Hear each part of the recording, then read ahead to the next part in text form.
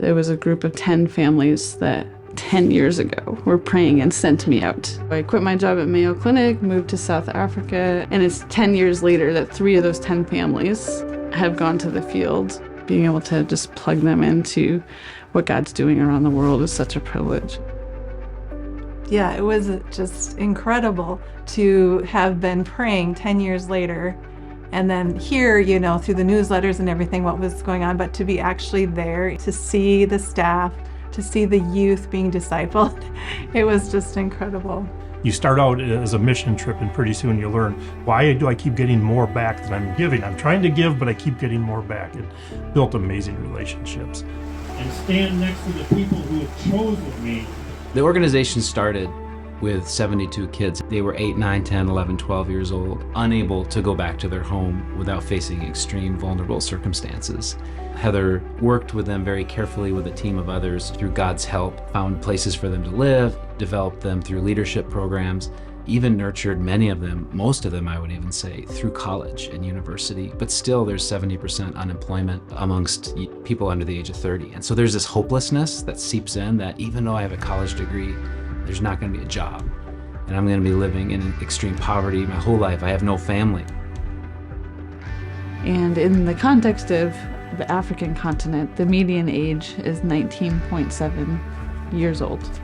So you've got a really young population. What we do is strategically help youth that are hustling, trying to take care of their family units and vulnerable, rise up and find work, employment, education, whatever it is that will stabilize the family unit. It's just like this beautiful combination of love of Christ and like competence and ability to work and do things like to support their families. One of the amazing people we met was Robert, who went through the program at Subi in Hope of Africa. Started out Muslim, grew up in a Muslim family, accepted Christ, went through the youth empowerment and the internship and leadership programs, and then through that started 3 businesses. And that's brought him out of poverty, and it's also employed a number of people, I think 5 people he's got employed to help him. And so that's had a huge impact on their families too.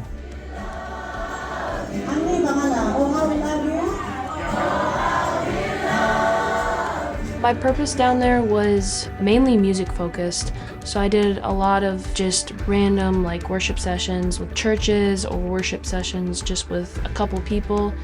Everyone was so loving, like they greeted you with a hug and they just came up to you and they immediately just wanted to be your friend. They wanted to be next to you, like on your side. There was an instant like relationship and connection there. And so it was so fun just meeting so many new people that were just so joyful and happy.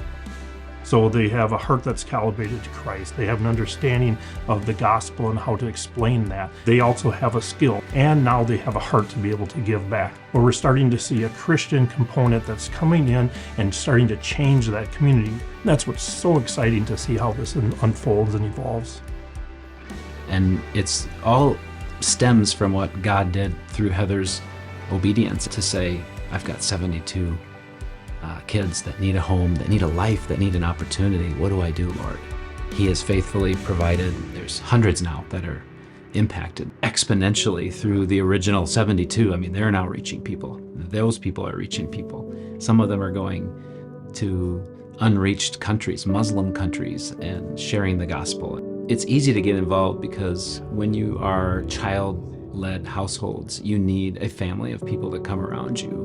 Every skill that exists really here in America can be used down there to strengthen and advance the local church in South Africa.